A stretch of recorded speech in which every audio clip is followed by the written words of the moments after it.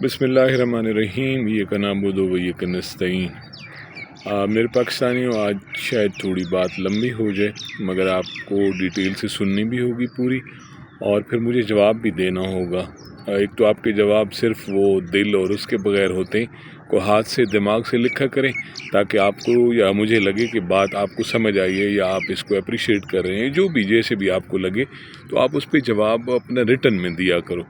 पहली बात ये है कि सिविल आज की अदालतें हैं या टोटली सारी फ़ौजी अदालतें हो गई हैं, तोड़ सुप्रीम कोर्ट तक। मैं तो इसको फ़ौजी अदालतें इसलिए कह रहा हूँ कि जब आप के सिस्टम के बेनिफिशरीज़ को चौथे से पहले नंबर पे बिठा दिया जाए और 15वें से पहले नंबर पे ले आया जाए, तो क्या वो अदालतें आपको फ़ायदा देंगी, बेइंसाफ़ को फ़ायदा देंगी?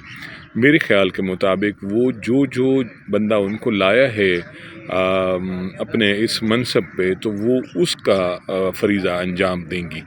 क्योंकि ज़ाहिर सी बात है, पाकिस्तान में तो छोटे छोटे मामलात को बड़ा गौर से देखा जाता है, और जो इतने बड़े ओहदों पे दूसरों को लाया गया, तो आई थिंक सो कि आपको यहाँ से कोई इंसाफ नहीं मिलने लगा। हाँ, इस शर्त पे इंसाफ मिल सकता है कि आप बहुत बड़े लेवल पे एहतजाज या बहुत बड़े लेवल पे प्रेशर डालें इन पे, तो फिर हो सकता है कुछ ना कुछ आपको मिल जाए। और आजकल दूसरी बात ये है कि जंग का सिलसिला चल रहा है। ये जंग है या मफादात हैं या अपना सर्वाइवल लोग मांग रहे हैं, क्योंकि हमारा ये बॉर्डर्स जो है बहुत बड़ा बॉर्डर्स है, और फिर वो हमारे इस्लामी भाई हैं अफ़गानिस्तान वाले। उनको क्यों इस तरह यूज़ किया जा रहा है, किस लिए, कौन है जो अपने मफादात की जंग लड़ रहा है या ये रियली जंग है? इसको भी आप गौर से देखें और मुझे जवाब दें कि ये जंग है या मफादात है या किसी का सर्वाइवल है। नंबर 3 कि जो मुल्क के मालिक हैं वो इम्पोर्टेंट हैं या जो मुल्क के नौकर हैं वो ज़्यादा इम्पोर्टेंट हैं। इसलिए जो मुल्क के मालिक होते हैं, घर का ही मालिक आप देख लें, जो घर का मालिक हुआ करता है, वो घर के सारे मामलात को, उसका ठीक होना, उसके सारे कमरों को, उसके सारे लॉन को, उसके सारे फर्नीचर्स को, दिस एंड दैट का ख्याल करता है। नौकर को मेरे ख्याल में इस चीज़ की परवाह नहीं होती और ना होनी चाहिए, क्योंकि उसको तो अपनी तनख्वाह से गर्ज होती है। तो यहाँ मालिक ज़्यादा इम्पोर्टेंट है, मल के बना हुआ नौकर ज़्यादा इम्पोर्टेंट है। नंबर थर्ड वन, ये हमारे लोग ज़िंदा हैं या मुर्दा हैं। वो इसलिए कह रहा हूँ कि मेरे ख़्याल में ज़िंदा हैं, जो 2-3 दफ़ा ये निकले ज़रूर। 5 अक्टूबर को भी निकले, 26 नवंबर को भी निकले अपनी आज़ादी के लिए, मगर इनके ऊपर उस तरह की गोलियां चला दी गईं। और फिर कई दफ़ा पीटीआई का मामला बनने को आया भी है, तो उन्होंने दोबारा आवाज़ें आई हैं कि हम 26 नवंबर वाला फिर मैसेकर करेंगे और गोलियां चलाएंगे। मतलब खौफज़दा आवाम को रखने के लिए ये बातें इस तरह की जा रही हैं। तो इसके पीछे ये भी है कि वो क्लेम कर रहे हैं कि हाँ, हमने 26 को ऐसा किया। अब तो खैर वो मुरीद के वाला मामला भी हो गया और कश्मीर वाला मामला भी हो गया। तो इसका सिर्फ़ और सिर्फ एक हल है, पाकिस्तानियों को ज़िंदा जितने भी रह जाएं, ज़िंदा खड़ा होना पड़ेगा। क्यों? जो आपके हकूक़ को ज़िंदा होने से मिला करते हैं, खड़े होने से मिला करते हैं, बातचीत करने से मिला करते हैं।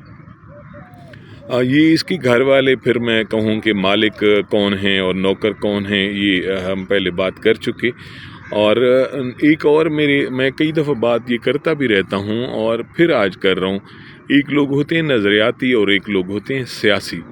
नज़रियाती लोग जो नज़रिया लेकर चलते हैं, जिस पार्टी में भी या जहाँ पे भी चल रहे हों, तो उनका एक नज़रिया होता है कि ये राइट है और ये रॉन्ग है।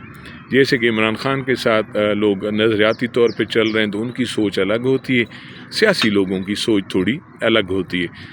मतलब जैसे आपका दायां हाथ है और आपका बायां हाथ है, दायां हाथ आपका नज़रियाती मैं कह लूँ अगर, और बायां हाथ आपका सियासी कह लूँ, तो आपने उस चीज़ को देखना है। आपने नज़रियाती नज़र से देखेंगे तो آپ بہت دور سے سوچیں گے، اپنی عوام کا، اپنی پبلک کا، اپنے علاقے کا، اپنی قوم کا نظریاتی بندہ سوچتا ہے. جیسے مرشد نے سوچا تھا اپنے 3 سال کے اقتدار میں، کیسے کیسے انہوں نے پاکستان کی عوام، جو نچلے طبقے کی عوام تھی، اس کو اٹھایا، کھڑا کیا، ان کے لیے لنگر خانے، ان کے لیے پناہ گاہیں، روزی روٹی کا بندوبست جیسے بندہ کرتا ہے وہ غریب کے لیے.